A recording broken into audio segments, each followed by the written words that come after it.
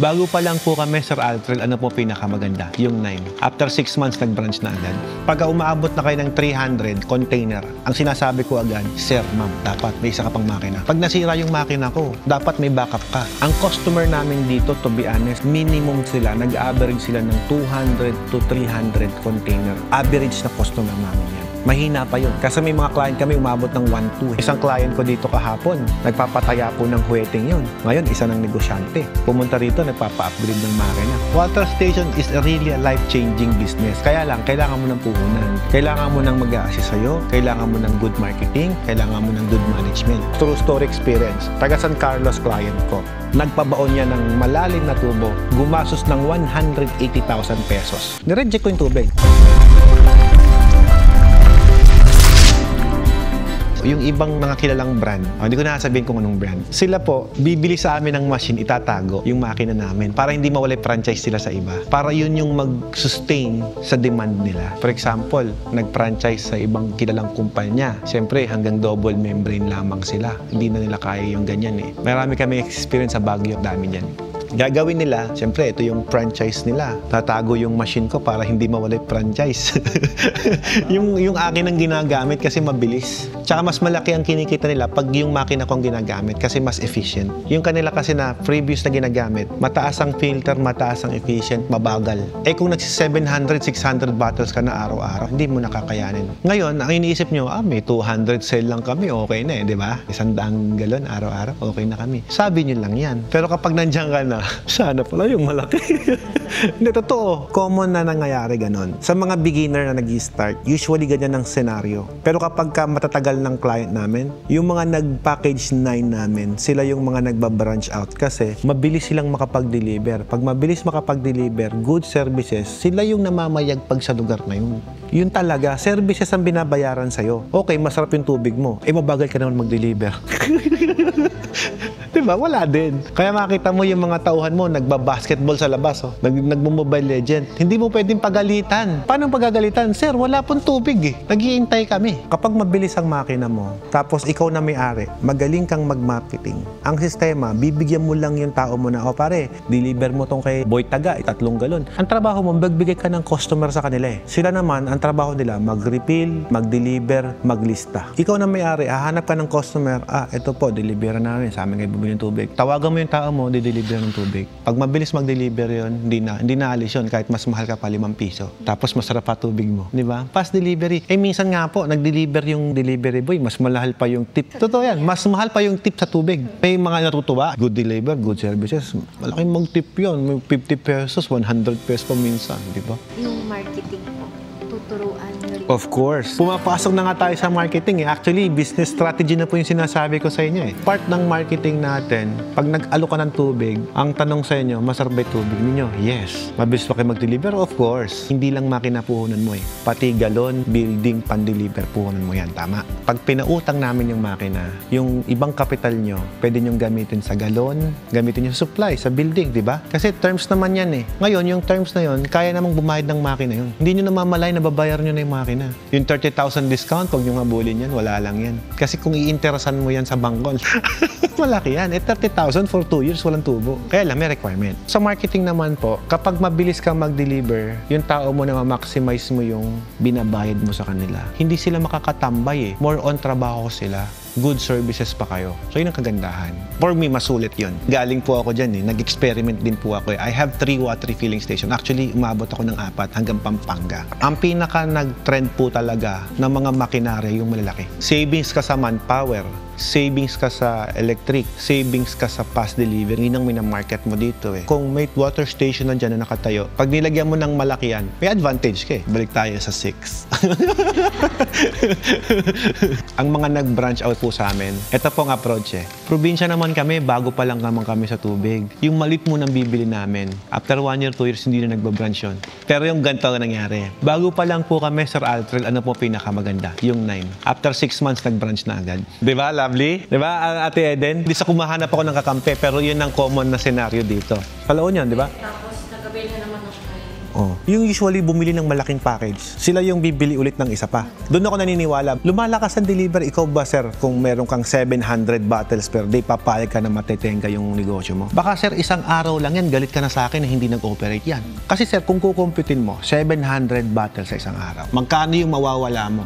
Kung 30 pesos ang tubig mo, multiply by 700, that is 21,000 pesos. Nagsara ka ng isang araw. Papayag ka? Pag umaabot na kayo ng 300 container, ang sinasabi ko agad, sir, ma'am, dapat may isa ka pang makina. Pag nasira yung makina ko, dapat may backup ka. Pero ma'am, sir, yung 300 container mo daily, multiply mo sa 30, that will be 9,000 pesos sa isang araw. I-multiply mo sa 26 days, sa isang buwan, that's 234,000.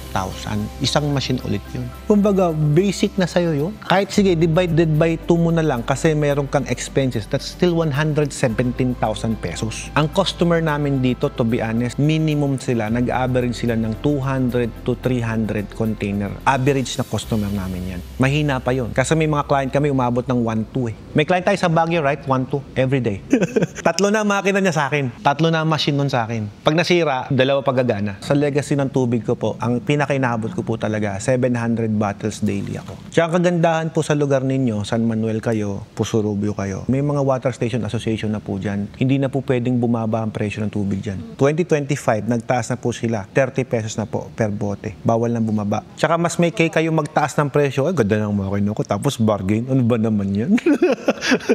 Wow. May mga lumalabas na po kasing mga water station association. Like dito sa amin sa Alcala, 25 pa rin kami dito. Standard yon, bawal ka bumaba. Pag bumaba ka dyan, next year wala ka ng permit. Pag maramihan. Volume yon. Kumbaga patago na po yon. Dealership ang tawag po doon. Internal agreement nyo ng water station yon. Dapat may sarili kang marketing strategy, may sarili kang diskarte sa pag-manage ng negosyo. Dapat po yan, huwag kang copycat. Dapat may originality ka pa rin. For example, promo lang nila. Di promo lang nila. Dapat sa'yo iba. Kasi iba pa rin yung pagod mo. Pares kayong tubig, pero magkaiba kayo ng serbisyo. Baka yung isa, hindi na nagpapalit ng filter yun. Ikaw, nagme-maintain ka ng maayos. Tapos same lang kayo ng presyo. Isang client ko dito kahapon, nagpapataya po ng huweting yun. Ngayon, isa ng negosyante. Pumunta rito, nagpapa-upgrade ng makina. Package 4 lang kasi binili. Sir Alfred, sabi niya, yung lahat ng tubigan doon, nasa looban ako, nilalagpasan. Iba yung lasa ng tubig namin, sir. Ngayon, nasira yung makina. Nag-plug yung membrane, pumunta rito, nagpapaayos. Siyempre ako naman, hindi naman ako nahihiya na sabihin na nasisira din ang makina ko kasi malakas naman ang operation niya. Sir Alfred, paano bang gagawin natin? So, linisin natin ng membrane, bili ka ng isa pang ganito. Mamaya, nito ulit siya, di ba? Pupunta siya ulit dito. Taga ano to? Nueva Ecija lamang. Kung napanood yung last video ko nandun. Isa po siyang perfect example ko. Kahit looban siya, siya po yung dinayo. Ngayon, ang ginawa dahil sira yung tubigan, nag-sacrifice siya. Bumili siya ng tubig sa ibang water station. Kasi sira yung makina niya eh. Ngayon, pag-deliver po niya sa customer niya, nagreklamo. Sir, iba po yung deliver niya, iba yung lasa. Tinapon niya yung tubig. So, sayang. Nalasahan ng client niya. Masaya kong kinukwento sa inyo, kumbaga sa akin, na na-notice nila. Malaking factor talaga sa negosyo natin na yung tubig masarap. Maraming nag-bash din sa kanya na ang dami ng tubigan na tinayo dyan. Sabi, bakit ikaw na baguhan, looban pa, na kaisang daan ka na agad, ikaw pa yung malakas. So, doon sila nagtataka. Ininom na yung tubig ko bigla, sinabi ko Hindi po kasi masarap. Oo, nauubusan na. Ano, okay, pasado? Opo. Table machine pa lang namin yan. Hindi pa yun yung premium namin. Kumbaga, ang design pa namin, parang ano pa lang yan, package 4. Ang ininom nyo po ngayon is purified water. Pero mas enhanced sa po yung mga malalaking package. Siyempre, yung 9, iba lasa nun. Mas enhanced pa yun kasi mas malalaki yung filter nun. Sir, sa 7 tsaka 6 mga ganyan na yung lasa. Mas enhanced po. Mas high-end po yun eh. Yung 5 mas enhanced pa rin yan. 7 tsaka 9, full auto. Yung 8 nilagpasan na kasi manual. Pero malalaki filter. Kumbaga yung pyesa ng 9 at 7 tsaka 8, pare-parehas. Nag-iba lang ng ulo. Kung papalitan mo yung 6 ng automatic, mas mapapamahal ka na. Mahal kasi yung automatic head. 10,000 isa. Eh, 4 yun. O magkano na nagdagdag? For example, sabi natin, 100,000 ang difference. Saan napunta yung 100,000 ko? Yung isang ulo, 10,000. Eh, 4 yun. Yung dalawa doon, ang halaga, 10,000. Yung dalawa naman doon, ang halaga, 50 ng isa. So, 30K. 50,000. 50,000 difference na. Saan pa napunta yung another 50? Yung tangke, ang lalaki. Na kung kitignan mo, nasa 20,000 difference din ng isa. Tapos yung motor, 3 horsepower o 2 horsepower na vertical, ang laki nun. Nasa 36,000 po isa yun. So nakuha nyo siya ng wholesale. Na pwede nyo pang ma-install. Yung FRP po niya na 13x54, ang laki po ng price difference nun sa 10x54. Kasi ang isang FRP po, ma'am, na 10x54, kaya po niyang idulan yung dalawang yun sa isang 13x54. Itong dalawang tanking to, ma'am, package 5 yan. Pag pinagsama mo yan, ma'am, isa pa lang nung 7. Kaya ang laki ng filtration niya. Kaya malaki ang savings. Mas mataas po ang level of filtration niya kasi mas marami kaming elementang nailagay dyan. Nako, napaisip ng bigla. Napanay agad. Napanay na agad. Kung yung 7 ang pag-uusapan natin, magkano ang difference yun ng 7? 7 Tsaka nga pala, yung 978, meron niyang ABR, naka-automatic voltage regulator yan. Ang halaga nun, 38,000 kung bibili ka. 1 hanggang 6, wala yung voltage regulator. Pagka over voltage yung pasok ng kuryente, no-normalize niya. Pagka kulang yung pasok ng kuryente, wala sa 220, itataas niya. Ano wala ng kuryente? O, edi walang kuryente. Wala, brown out. Ano po, ano tawag doon? Generator o kaya solar. Kaya pandray ng solar yan. Bumbahay ko nga, kayang pandray ng solar eh. Kapag naka-solar ka na, nako po lahat eh, biyaya na ng Diyos sa'yo. Ba't ka mo? Yung araw, pinapaandar yung mga motor mo, wala ka ng gastos eh. Lahat ng natural resources, libre na. Soon, may solar na rin kami. Kapag nag-solar ako, gusto ko pa installment na. 2025 ang goal namin ngayong taon. Malay natin ma-package na natin. Kasi ngayon, ang na-package namin 2024, pati building. Pinackage namin building, machine, lababo, lahat. Magkano ato yung isang full package natin nakasama yung tiny house? 648,000 pati building sa amin. May building na kayo. Opo, sir. Yun ang siya sabi ko eh. Pero hindi pa naman, sir, na-close asentada niya. Parang yung pero- construction ng pinakabuo. Pero manageable yun, kayang-kaya. 90 naman eh. Kaya po natin ipasok yan. Everything is possible. Kasi yung makina naman natin, nababaklas naman po yan. Pag gagawa kayo ng water station, lakihan nyo na yung pinto, 1 meter. Ang reason ng ganun, kung bakit gusto ko malaki ang pinto, in any case na may mangyari, mas madali kayo makapaglabas. Tsaka hindi naman siya regular house eh. Malit na planta yun eh. Kaya kung kaya nyo maglagay ng malaki, may iba nga glass lang lahat, anything na may mangyari, madali nyo basagin yun, makapasok, makalabas ng gamit. One-stop shop dito eh. May construction kami, may machine shop kami, ano pa hanap ninyo? Pati sidecar, gumagawa kami. So, halimbawa po, magpa-avail ng package 9. Magkano po yung additional gastos para kayo na rin po yung Per square meter tayo, sir. Rough po ba? Sementado lahat? Gusto nyo plaster lahat? Pwede rin. Kapag ka ganun kasi, sir, nasa 15,000 per square na tayo ngayon. Hindi po yung minimum na sukat para sa water refilling. 15,000 times mo yan sa 25 square. Kasi 25 square tayo eh. Oh. Parang nasa 300,000 na yan, ganyan. Kaya kapag sinabi kong package. No hidden charges. I suggest, ma'am, magpa-site visit kayo sa amin. Puntahan namin yung area. Yun ang reason kung bakit meron tayong commitment. Kumbaga, pili kayo ng makina. Kung nakapili kayo ng makina, puntahan namin yung area, bisitahin namin, assist namin kayo what to do. Kapag nagpa-site visit tayo, paplanuhin natin doon saan tayo maghasaksak ng heat gun, saan yung pwesto ng ilaw. Lalo na sa probinsya kayo. Ay, ang mga ilaw, very crucial yan ha. Pag nasa bukid. Pupuntahan ng mga insekto yan eh. Oo, totoo. Yun. Kakarga ka tubig eh. Yun yung reason kung bakit tayo may site visitation. I-explain namin saan natin ilalagay yung mga ilaw doon, yung mga yon. Titignan lahat yan. Ang reservation namin, 20,000 lamang. Pero yung 20,000 namin, uubusin namin sa pag-assist sa inyo. Pero to be deducted on the package. Munyari, 300,000 yung package na napili mo. E nag-reserve ka ng 20K. Babawas natin yung 20,000. Pero yung 20,000 na yon, it's a commitment ninyo sa amin. Na kung saan, magkatrabaho na kami. Puntahan namin yung area, magpapa-water analysis na kami. Kasi yung water analysis eh, pwede kayo magpa-water analysis, kayo magbabayad. Sa amin namin nakalagay naman dyan eh. Kami nang bahala doon. Building layout. Tapos yung kontrata, kami rin magpapanotaryo. Pero yung reservation nyo is non-refundable. Ginastos na namin eh. Hindi na namin mare-refund yung mga trabaho namin na yun. 20,000 is reasonable for the reservation. Ba't ka mo? Magkano ang gas ngayon? Magkano ang tao ko na binabayaran papunta doon? Eh yung notaryo pa lang, magkano? Ilang percent kay attorney dyan? Madali tayo magplano sa building once na may engineer na pumunta doon sa inyo. Naku, 850,000 na. Sobra na yun, sir. Building at machine. Pero I could say, kasha yan. May panggalon na yan, may pang-deliver na yan. May pang-tricycle na rin Sir, yan. package 9 po. Kahit package na yun. Kapag kakinapos ka, sir, installment mo na lang yung iba. Ganun lang ako kadali kausap. Basta importante, ma-start mo yan. Ipinakita ko na sa inyo yung progress. Pinakita ko na sa inyo na this business is a life-changing business. Nasa inyo na lang kung kaagatin nyo or hindi. Na ang tubigan, pwede kang umasenso. Pwedeng yumaman, pwedeng maging mag-settle down ka lang. Nasa iyo yan kasi negosyo yung tinatayo mo. Tsaka depende sa sipag mo yan. Water station is really a life-changing business. Kaya lang, kailangan mo ng puhunan. Kailangan mo ng mag-a-assist sa'yo. Kailangan mo ng good marketing. Kailangan mo ng good management. Kapag kami isang nawala doon, sir, medyo negative ka. Marami nagsasara tubigan. Alamin mo bakit nagsara. Okay ba yung makina? Okay ba yung management? Baka ninanakawan ng mga tauhan yan. Baka naman yung may-ari walang hiya. Kailangan marunong kang humawak ng tao. Yun ang natutunan ko sa negosyong tubig. Sabi ko, tauhan ko na lang to eh. Natataasan pa ako ng boses eh. Kailangan kong makisama. Iba-ibang pinagdadaanan. Marami ako naging client. 10 years kaming nagtubigan, di naman kumita. Pag pinuntahan ko yung bahay, nung nakilala kita, wala kang ang tricycle eh. Ngayon, naka-Ford ka na. Ang laki-laki na ng bahay mo. Ano bang business mo? Tubigan? 2 sasakyan mo? Meron kang 6 na tauhan? Hindi pala kumikita yung tubigan mo. Nakapagpagawa ka ng bahay na malaki. Tapos sabihin mo hindi kumikita. Iyon lang ang source of income. Hindi kumita kasi feeling mo unsatisfied ka. Pero as long as you are satisfied, lakihan mo yung goal mo. Kung gusto mong makita yung kita mo. Kasi ang tubigan, unlimited na market yan. Kung magaling kang mag-marketing, magaling kang mag-management, may sistema kang ginawa. Yung sistema ko, pwede kong i-share sa inyo. Pero hindi lahat ang system na yon pwedeng maging applicable sa negosyong tinayo nyo. Pero we will assist you kung paano. Sir Alfred, pag may tauhan kaming ganito, ano magandang gawin? Credible ako na mag-advise sa negosyong water refilling station kasi dyan ako galing. Negosyante ako ng tubig na naging successful. Tsaka may resulta akong pinapakita sa inyo. Anything na bebenta mo, kukuha tayo ng permit sa gobyerno. Mining, gold, nickel, copper, tubig. Natural resources natin yan eh. Pag binibenta mo tubig, kailangan mo ng water permit.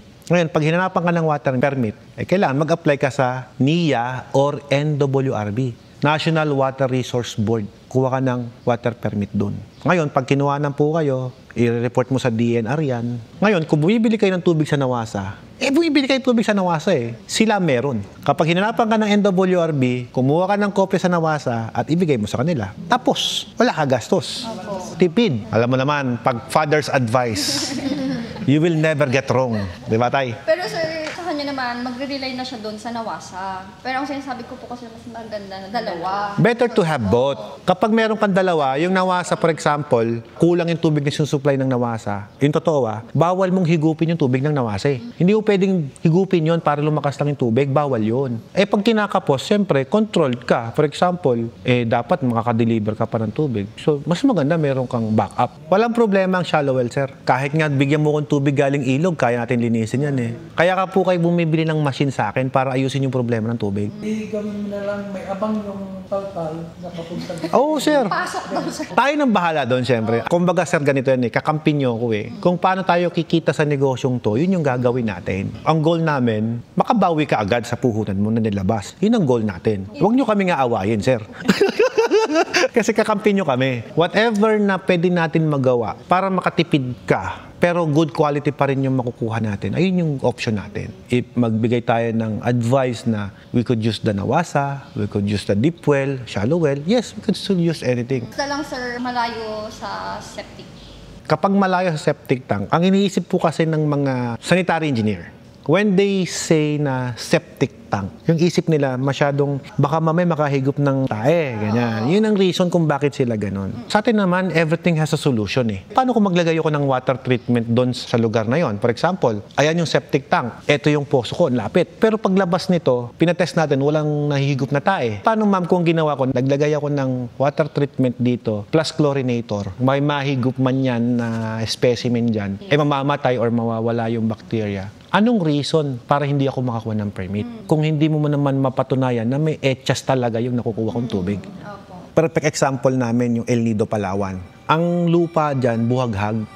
Kahit sabihin mong 25 meters ang layo ng septic tank mo doon sa deep well mo, meron at meron talagang positive na E. coli at fecal na nakukuha. Ibig sabihin pala, aprobahan mo yun, may nahihigop kahit na 25 meter. So, logic na lang, dapat hindi mo aprobahan yun kasi may nakukuhang etchas eh. Pero ginawa namin doon, siyempre, wala kaming choice eh. Yun talaga yung water source. Kahit 25 meters away, meron pa rin fecal. May sanction pa rin, kahit ang layo na namin. Pag pinatest namin, failed pa din kami. What we did is, naglagay kami ng water treatment. Pag treat namin namin ng water at lumabas doon, pinatest namin, 0, negative talaga tayo, so pasado tayo. Anong reason para hindi ka bigyan ng permit? Ang reason lang naman para bigyan ka ng permit, patunayan mo sa akin na yung tubig mo safe inumin, walang contamination. Yun, bibigyan ka ng permit. Kahit na sa likod. Yes. Kunwari, anong i-declare ko kay pag kumuha ako ng permit, kasi di ba mag-connect ako ng Nawasa, tsaka meron akong sarili na Deepwell. Di ba po pag kukuha tayo ng mga permit, tanongin nila kung anong source ng tubig ko, Deepwell ba or sa Nawasa? Ang Nawasa. i-declare ko si Nawasa. Kuwasa, bumibili ka tubig sa kanya eh. Pero sir, yung kunwari yung tangke natin na reserve, pwede pa din yung ibenta natin. Yes, pwede. You could use parehas, lalo kung 9 yung makina nyo. Ayun yung reason kung bakit malaki yung ino-offer ko. Kahit ano ipasok mo dyan, pwede eh. Tubig alat ka na, papatabang yan eh. Eh paano kung maliit yung package 4, naku, mamimili tayo ng water source dyan. Sa 7, sir. Ay, syempre, high-end yan, ma'am. Eh.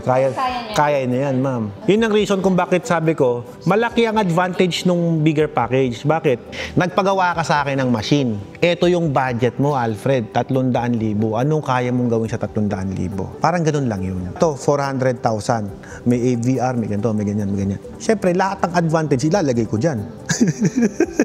Ina-after kasi niya, sir, kaya gusto niya ng mas malalim para pag kunwari tagtulog, Sir, eto sabihin ko sa'yo, huwag mong afterin yung malalim. Kaya kong palinisin yung tubig mo. kahit mababaw. Yes. Kumbaga, sir, ganito lang yan. Tinapon mo yung pera mo sa lupa na wala namang aparato. Ako, sir, pag napaahon ko yung tubig dyan, kahit marumi pa yan, lalagyan lang kita ng aparato, malinis na. Same lang yun, sir eh. Yung layer ng lupa na dadaanan yon bago maging product, sir, nilagay ko sa ibabaw para sa'yo. Yun din yun. Inayos lang natin. Kumbaga, syempre, hindi ka naman makakakuha ng ganyang karaming resin, sir. Ng ganyang karaming activated carbon. Hindi mo kayang ipunin yan lahat, sir. Diba? Pero ako, ginawa ko, nilagay ko sa ibabaw to measure ano talaga yung tubig na nakukuha mo, sir. Sample ko lang, ha. Yung tubig na nakuha mo, makalawang. Ano ilalagay ko? Mapipili mo ba sa ilalim ng lupa yung manganese? Hindi naman eh. Pero ako, mapipili ko yan, sir. Yun ang reason kung bakit natin nasusolusyonan yung mga problema ng tubig na nasa ibabaw na. Ang tubig, pag nandiyan na sa ground, mas madali lang i-filter yan. Kesa yung wala kang makuha. Eh, yun yung tubig dagat, sir. Napapaayos sa atin yung lasa ng tubig eh. Kaya natin yan. Tiwala lang, sir. Tsaka konting dasal. Linawan na kayo. Huwag gawin yung habulin yung lalim, sir. I could say, it's not worth it. True story experience. Taga San Carlos client ko.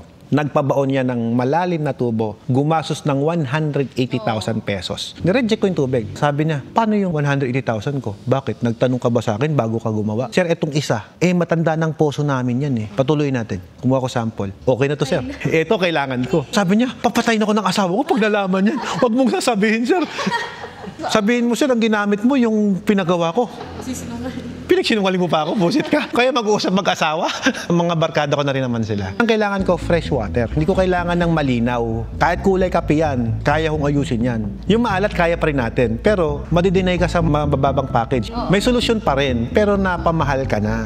Building tsaka machines. Pwede namin gawin yun. Para wala ka na iniisip. Ang masakit, may budget ka ngayon. Tapos, hindi ka nag-deal sa package. Nangyayari na ubos yung pera sa building. Commonly ganun. Tapos, nawawala na yung pangmakina. Kapag package kasi, nakukumpit mo na. Kung kapusin man yun, ako nang bahala doon. Kahit di mo na kayo magbayad ng reserve lang. Para at least ma-establish natin yung contract. Yung reservation, sir, tuloy pa rin naman yan eh. Kung talagang gusto mong matuloy. Yung gagawin yung plano ron, tutulungan na lang namin kayong i-assist kayo doon sa area ninyo. Para at least hindi nasayang yung pera ninyo. Magpa-site visit kayo, importante yun. Tsaka mo na lang isipin kung anong package yung bibilin mo. Kunyari, 9 lang yung package ko, yung kaya eh.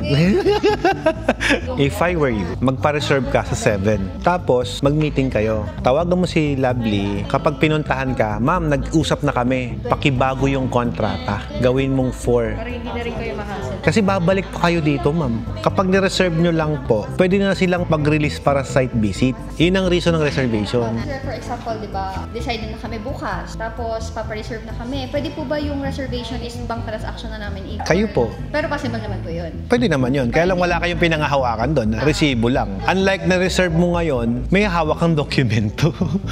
Yun ang difference. Para efficient yung galaw ninyo. Hindi kayo pabalik-balik.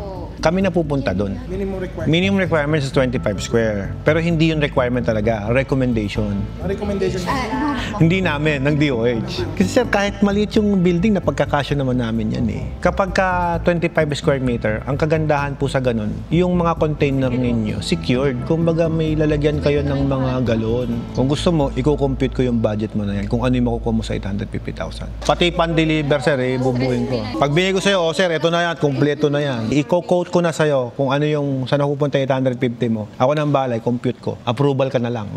Big boss ka doon. Hindi tinatawag natin na ginagamit mo ng maayos yung pera mo. Kesa naman sa nag-aalatsamba ka, compute ka, alam mo, nakakatipid ka, di naman. Yun kasi sir, kapag kumapos yun, sagot ko na yun, kapos eh. Kontrata ko yun eh. Yun ang maganda sa kontrata. Hindi ka nangangamba na, baka kumapos yung pera mo. mismong yung planta lang po. Sige sir. Noted yan. Thank you. Thank you so much. Thank you so much. Thank you, sir. Kami talaga. Thank you so much. Sige, bye-bye.